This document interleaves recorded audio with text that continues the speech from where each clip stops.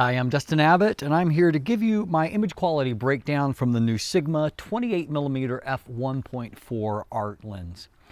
Now, if you missed my first look episode, in that episode we broke down the build and the design and took a look at some images, also detailed a few kind of pros and cons of the operation of it. So if you want kind of the complete picture, I recommend that you take a look at that first and then follow up with this image quality segment here. But in this episode, we're going to be looking at the image quality, and as a reference point, there actually isn't a Canon mount, which is what I'm testing in. This is primarily on a 5D Mark IV. I've also thrown in some test shots and examples on a Canon EOS RP, along with on my A7R Mark III via the Sigma MC11. Now, on a Canon mount, there is no real 28mm f1.4 comparison point to reach to outside of the Zeiss Otis, which is around $5,000.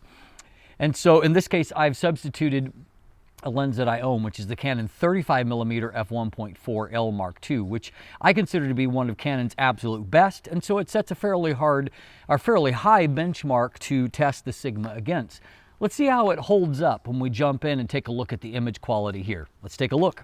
Okay, let's take a look at some of the basic things here like vignette and distortion. And so what you can see as we look at the image here is that on the right we have the standard profile applied. And remember, because this lens is supported by Canon's in-camera profiles, JPEGs would be similarly corrected. I've used Adobe's profile here. And so what we can see is that there is a mild amount of barrel distortion that is here on the left side of the image. Some of that fall off is kind of to be disregarded. It's more just the nature of the setup there. But what we can see is that there is definitely some vignette wide open that corrects nicely with the profile, and our lines get fairly straight. Again, there's a little bit of a kind of a curve here, and I'm not quite sure what to make of that. But overall, I mean, this line here corrects well. So maybe a little barrel distortion left along the edges. Now, comparing it to another premium lens in this segment that I think I would potentially cross shop is Canon's 35mm f1.4, at least on a Canon mount of cross shopping that. So, I mean, obviously both of them are very high-end lenses, not inexpensive, but just to compare wide open, there's a little bit maybe more vignette on the Canon in the corners, although it seems to not extend maybe quite as far into the frame. Now, in this case, the Canon metered a 1/3 stop faster, and so what I've done is I've added a third stop, or I should say the shutter speed is 1/3 stop faster. So what I've done is added 1/3 stop back in. So that gives us an idea, looking kind of at the center of the frame in terms of light transmission, that the lenses are more similar than different as far as light transmission. So I think that the Sigma is fine. In fact, I think I've seen that there's already a cinema version that has a T1.5 stop. So light transmission is pretty good here. Seems to be a little bit less distortion wide open with the Canon, but that's also the nature of the focal length. And so just taking a look here, both with these uncorrected, in the center of the frame, they're more similar than different, with a little bit of a contrast edge, perhaps going to the Canon that just seemed to have a little bit more bite just in the difference in the bright to dark segments. Looking at the edge of the frame here, we can see that once again they're close. However, the Canon is maybe just a little bit better in terms of that contrast, and vignette maybe a little less, affecting a little less of the image, and so you can see it looks a little bit brighter moving in a little bit. But again, I mean, this is one of the very best. Kind of wide angle primes that I have seen, period. And I've compared it to a lot of lenses. It is fantastic. This Sigma is a very, very, very sharp lens. Now, part of the reason for such good wide open sharpness on the Sigma 28 Art is the fact that there are very little aberrations here. And so if we look at this area, that would be a hotbed, even at f1.4, at f1.4, it'd definitely be a hotbed for longitudinal chromatic aberration. We can see that while there is an uptick in contrast on the f2.8 image, we can see that there really isn't any chromatic aberrations to be seen. Looking off towards the sides, and particularly over here, where there would be some lateral chromatic aberration, there's not really a whole lot there visibly to be seen, and this is not corrected at all. We can see that, again, contrast does kick up a little bit, and of course the vignette lift that has taken place makes this look crisper on the f2.8 version, but really it's not really because of chromatic aberrations. I see just the slightest bit of a green fringing along here, but really our aberrations are well controlled, which contributes to the, kind of general sharpness of the lens itself. Now, comparing at f2, we can see that vignette has lifted some. It's not entirely gone, but you can definitely see some vignette lift has taken place. Taking a look here at the center of the frame, we can see that there is an uptick here in contrast, as the lens is stopped down a little bit. So it's looking better as far as the contrast. And, also along here, the edge contrast is better along the edge. And now we have, really right down into the corner, we've got a pretty nice sharpness. I mean, this is a lens that by f2 I would call pretty much sharp across the frame. If we check back in with the Canon, we find now that center sharpness is basically identical between the two. They're both extremely sharp in the center of the frame. And moving down into that corner, Sigma looks every bit as good and arguably a hair better in the extreme corner than what the Canon 35L does.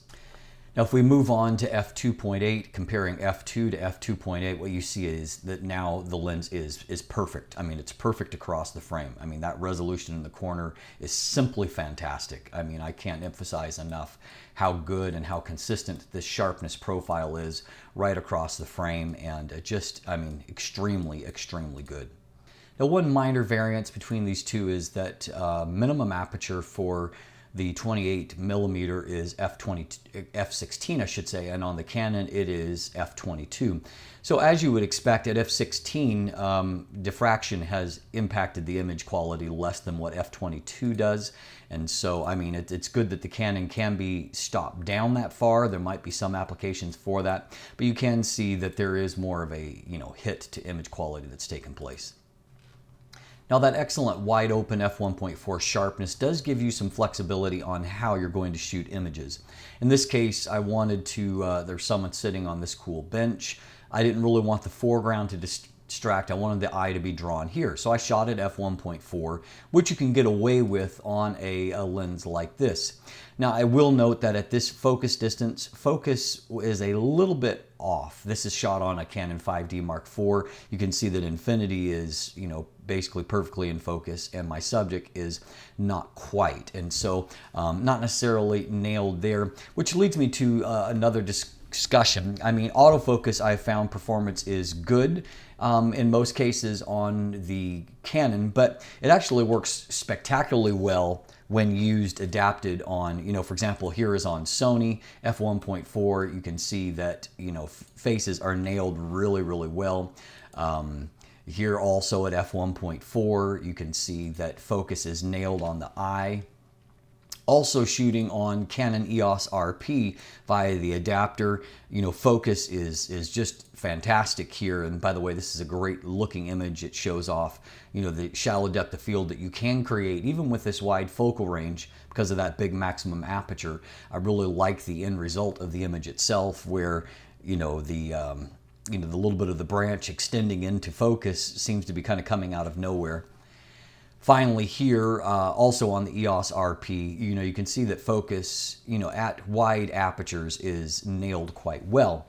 So focus is good on the 5D Mark IV. However, in this kind of instance here, not an identical type shot, but I had a really hard time getting focus to actually latch on to this area of contrast here. And so what we can see is that I went ahead and took the photo. It wasn't, locking correctly, so I went ahead and took it for illustration purposes. But you can see that, focus actually works better on mirrorless bodies than what it does. And to me, that highlights less maybe an issue about the Sigma lens itself, but more about just the nature of the kind of chief advantage that I perceive of mirrorless cameras. It's not about the smaller size, it's about the greater flexibility of the focus system and being able to use wide aperture lenses and kind of focus anywhere with them, which frankly is a big deal. Now, that's not to say that you can't nail focus. I mean, I've shown you a point where I had a hard time locking focus. In this case, however, you know, it grabbed onto my contrast point fine, and focus is very good here. Generally, my focus quality has been fine. I just wanted to, you know, point out that in some areas I was a little bit more frustrated using it on a DSLR, which is the native mount, than what I was adapting it onto mirrorless bodies. So let's look at the bokeh a little bit. Here's wide open in the morning, and so quite a beautiful image, I think. If you're looking close here at all these bokeh circles, they look really, really fantastic. You can see that there is a kind of a definite outlining there, but the bokeh itself, nice and circular. You will see some deformation geometrically along the edges of the frame, which of course is not unusual, but bokeh quality there looks quite nice. You know, and then if we look here, we can see that as we kind of fade away, that we've got a nice kind of creamy background, just a tiny bit of a flare effect of the sun coming through the trees into this image. But, you know, generally this is a really pleasing looking image that to me has a very kind of high level overall rendering to it. Here is what I would call worst case scenario. Now, I showed you the image where I was in this kind of same kind of setting where I was having a hard time locking onto something here. In this case, obviously focus locked just fine, so my subject is nicely sharp. And so, but what you can see is that there's no doubt this is a difficult scene anyway. Lots of stuff in the transition zone, and it's all stuff with very, very hard edges, just all kind of dead branches and a tangle.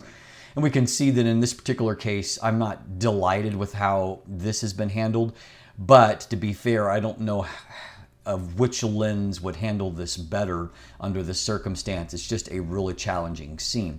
And so I think your bokeh quality is, you know, in the transition zone, you might end up with a few places where it's not fantastic. Overall, however, it's quite good. Here's a case in point for shooting portraits. And so in this case, I actually had an ND64 filter to help so I could shoot wide open here in, you know, just daylight conditions, also shoot some video at the same time. And so what we can see is that our actual background, you know, has melted away quite nicely, looking at all of the defocus through here. And this gives you a chance to kind of look at various transition points along the way.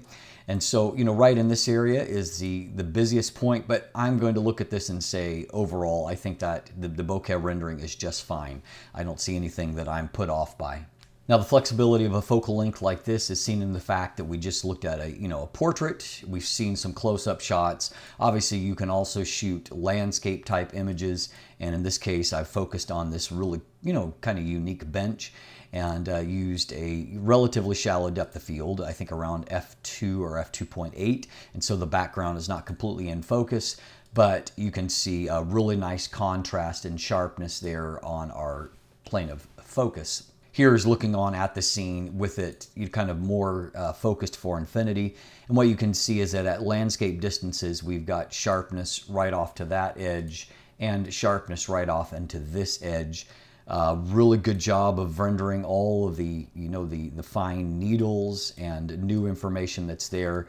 Just, you know, a really, really quality end result, and thus a, you know, just a really nice lens optically. Now in this case, I actually used a 14 stop ND filter, so cutting down lots of light, so in the middle of the day I could get a really long exposure to get a unique look of this river that is raging underneath this bridge. So obviously there's pieces that are moving here and there. Not too bad there, but you're looking over here, lots of wind whipping through here. So, I mean, yeah, you can see the sky moving. But even with a lot of light cut down, not every lens handles this okay. I shot with some other lenses at the same time that just didn't hold up quite the same way, but this lens resolves so highly that it was able to cope with that just fine. And this is actually shot on a Sony a7R Mark III. So what we've got here is a lot of resolution, but you can see that it's matched up and handled it just fine. So finally, let's look at the flare resistance. Sun coming through the trees here. You can see that we do have a little bit of a ghosting pattern, and, you know, maybe a little bit of veiling right around the epicenter of the sun. Not bad though. Contrast in most of the image is just fine. And then stop down to f5.6. We can see that this is a little bit more definite in terms of the you know, the ghosting pattern that's here. If we take it one step further and we go to f11, we can see overall contrast is good, but our ghosting artifact here is more definite. You also get a look at the sunburst effect, which I consider to be okay, but not exceptional. You know, it's the rays are not super well defined. 9 aperture blades, so you get, you know, a total of 18 different rays coming off there. And so not the best that I've ever seen, but certainly not the worst. I mean, I think it adds something unique, interesting to your images. And you can see that contrast here in the rest of the image looks just fine.